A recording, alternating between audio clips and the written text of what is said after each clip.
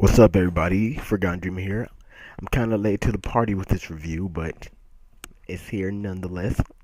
Anyway, this chapter starts off with, where last chapter ended with Naruto and Sasuke they finally got their hands on Kaguya, about to seal her. And we see that once they got the hands on her, the Buddha priest sage thingy that we keep seeing associated with, the sage of the sixth path, we see in the background enclosing her using Chibaku Tensei, or planetary not destruction, planetary construction. Ability we saw Pain use against Naruto to create that gigantic planet, lack of a better word to say, and the same ability that the Sixth Path used to create the moon. And we see why this is happening, that the sun and the moon tattoo, they're enclosing her third eye, the Sharingan on her forehead. They're enclosing it, creating like an eclipse, I guess you could say. Which eclipse, I can't say off the back of my mind. Forgive me. Also, forgive me if I sound a little bit sick, because I am still recovering. But anyways, on to this chapter. And we see her looking at Sasuke and Naruto, and to compare them to, her two sons. And we see that I didn't know this before, that her other son, not Hagoromo, had the Byakugan. I didn't notice he had that at first. So it's also odd that only Hagoromo has this third eye-ish thing on his forehead, while the other son doesn't. So I don't know. I feel like, before I continue this review, I feel like Kishimoto might continue the Naruto series in a sense somehow, for two reasons.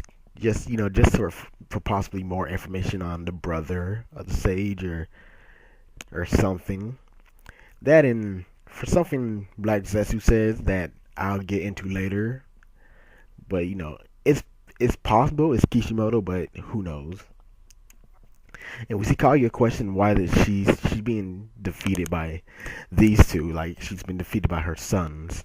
And side note, I am reading the manga Panda scanslation. That's one I'm always read.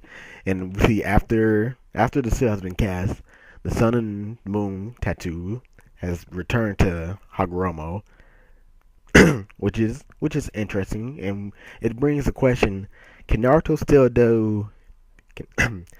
Is Naruto still capable of doing his Jesus-like things before, without the sun tattoo? As you know, how he brought Kakashi's eye back and stopped Guy from dying. Can he still do the? Is he still able to do this now that he's lost that tattoo? Is my real question. I understand he still has the sage's power, but can he still defy logic and God and death and all that stuff? That's the real question.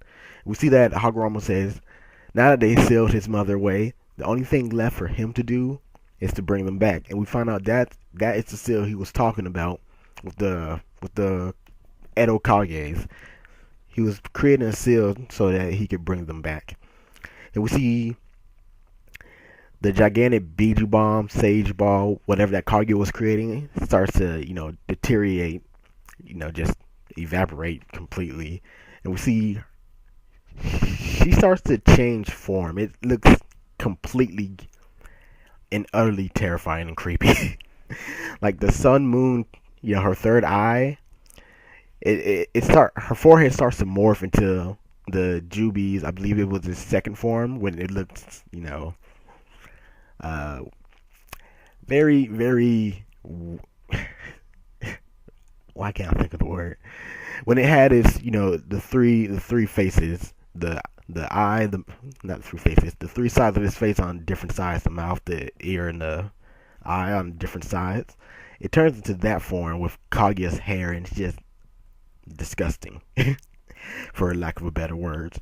And we see the incomplete Jubi form I've been referring it to, the one that she transformed to last chapter, and the chapter before, that completely white blob of Jinchuriki. We see that starts to erupt from the Jinchuriki body, and that's because it's releasing uh, the bee juice. Basically, it spits them right out, and we see Son Goku praising Kurama for his Jinchuriki. That his Jinchuriki is a nice person, which we all knew this by now. And we see that this the Jubi transforms back into the Ghetto Masu statue, and it's being it's the center of the planetary construction, so all the earth around Naruto, Sakura, Sasuke, and Kakashi are just being pulled straight to them. Well, straight to him, whatever. And oddly enough, there's still one of the deformed white Biju substance attached to the Getomasu statue, being the Nine Tails face, which is odd since the Nine Tails has already been spit out. And we see that it literally hucks a loogie, and this loogie is freaking Madara. It spits him out, and we just see him crashes. It looks very painful. Crashes right into the earth. So yeah, Madara's back. Don't know how I feel about that. Can't say I'm surprised, to be honest. But yeah, it would have been, I guess, better of a coincidence for him to be sealed away with Kaguya, but that's too much. I guess, to be honest, I feel like Madara might not be evil at this point when he wakes up, and he might change. Like, I feel like we're going to get another Naruto Talk no Jutsu scene, or a Hashirama Naruto Talk no Jutsu scene to Madara, and from there, Madara's going to pay for his crimes or whatever. So, I don't know, I feel like we're going to get a cliche ending with Madara, which I don't like.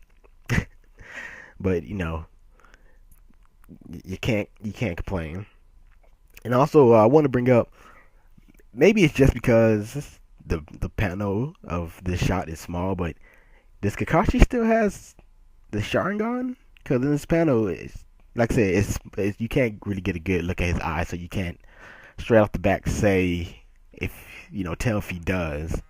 But I don't know.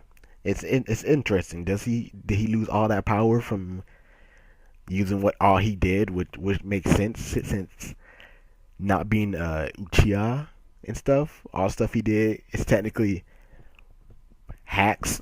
Anyways, we see Sasuke meeting up with the other Bijus and Kakashi and Sakura, and they wonder where is Naruto at, and he tells them, he's going to go take care of one last thing, and by that one last thing is he went to go talk to Black Zetsu, and this is where we see Black Zetsu says he don't have his only choice now is to just wait till his mother gets revived again, which is an interesting thing to say, being that he is now pinned to the ground, unable to move. How she's going to be revived again is my question. So that's the other thing where I was questioning if we're going to get some form of continuation for Naruto. So there's that. And we see Naruto calling him a brat because he doesn't want to leave his mom's side, and Black Zetsu mocking Naruto, saying that he's a creation of the shinobi history and war that he created, that Black Zetsu, because everything so far was Black Zetsu's fault. And we get a nice panel of all the people who died because of Black Zetsu. We get Minato, Kuchina, Jiraiya, the third Hokage, Haku and Zabuza. We see Asuma, Neji, Nagato, oddly in his old form, Itachi, and we get Obito, which is an interesting person to be in this scene, but nonetheless. And I swear, Naruto is the dumbest person I've ever seen. We all established this, but this has been verified now. He punches Black Zetsu. And remember, Black Zetsu is attached to Kaguya's left arm. So basically, he punches an arm like he's punching it in the stomach. And Black Zetsu makes the stupidest face ever. Like, I love it because the comedic relief and the humor is the humor in this, entire situation, that everything is now like calming down, and you can just you can just, I don't know the word I want to say. You can just laugh at it easily now. But yes, it's stupid. He punches the arm like it has a stomach, and he sends it flying to the planetary construction. And since it still have the sage rods attached to it, the arm, it attaches to the planetary construction, the planet being made. So I guess that's the end of Black Zetsu as well. Two birds with one stone. He's being crushed by the rocks, and we get this serious face of Naruto. And oddly enough, not oddly enough, well, I guess oddly enough, Kakashi, they start to compare this, this planet to the moon, because it just keeps getting bigger and bigger, which is interesting that a moon is now being created to this this dimension, I guess.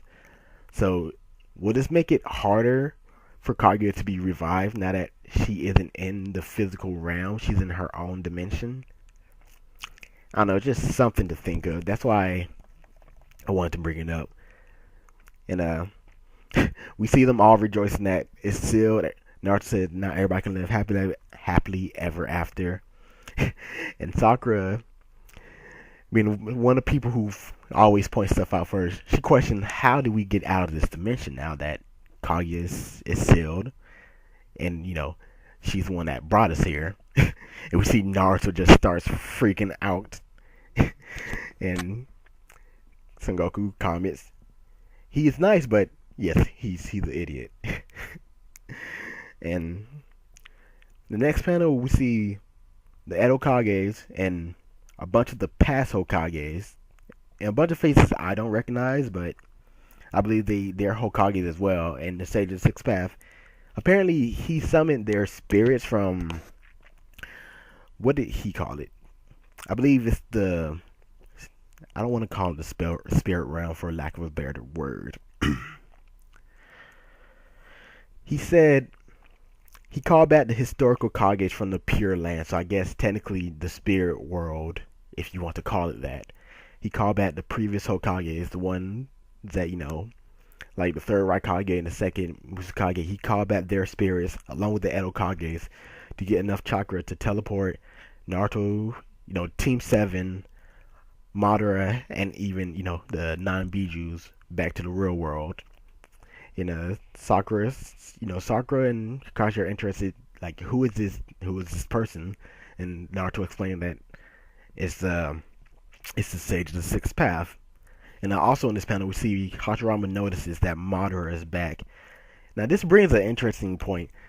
Madara is there, and his sage ten-tailed Jubi form, lower half, is like somewhere off in the distance. Isn't that awkward? just not on a serious note. Isn't that awkward knowing that you're still here and intact, but your legs and your dick still exist, together, like at the same time as you somewhere else? And can he use that power to, regain the, a little bit of Jubi's power? That's just something food for thought. And but basically the chapter ends with Hagoromo thanking Naruto and Sasuke, and everybody else for saving the world, which is, it's cliche and stuff, but did this really stop the infinite Tsukuyomi? And this fight took a long time to finish. Like, has everyone not turned into a white Zetsu by now, or is it just fodder ninjas? Because they're fodder. I don't know. He says they saved the world, so I'm guessing just because her Sharingan disappeared and stuff, that the infinite Tsukuyomi might have disappeared as well. Who knows? I can't really say. There's not a lot of information to go off in this chapter for that, speculation, but it's interesting to say the least. But basically, that's how that chapter ends. Kaguya is finally sealed. So basically, the end of Naruto is coming up pretty soon. The end of the series, I mean. unless we get a final like evil act from Madara or possibly Orochimaru, which I want to see Orochimaru do something bad, but I don't know. We'll have to wait and see. If you like the video, leave a like, comment. If you haven't subscribed already, subscribe. Let me know what you thought of the chapter. If I misspoken on anything, if I missed out on any details, like what do you think about this? Like that the Naruto series is finally coming to an end soon. Now that Kaguya is gone, and are you satisfied with this way that she's been sealed? Like, well, at least not this way that she's been sealed, but just how soon and like just how I guess I don't want to say easy, but you know how easy I guess in a sense it was. Like there wasn't because all they did was attack her while she was holding the ball, and she jumped up and Sakura, smacked her. Like, granted, I guess I wanted a little bit more, spice, flash or something, but it's it's satisfying. I'm satisfied with it. This commentary has been way too long, as usual. I apologize. Like I said, just leave me your thoughts. Tell me what you think. I'll catch you guys later for the next chapter. If there is, well, there is going to be a next chapter, but who knows how many chapters we're gonna have left? And I don't know. I guess we gotta wait and see. I'm Forgotten Dreamer. I'll catch you later. I'm out.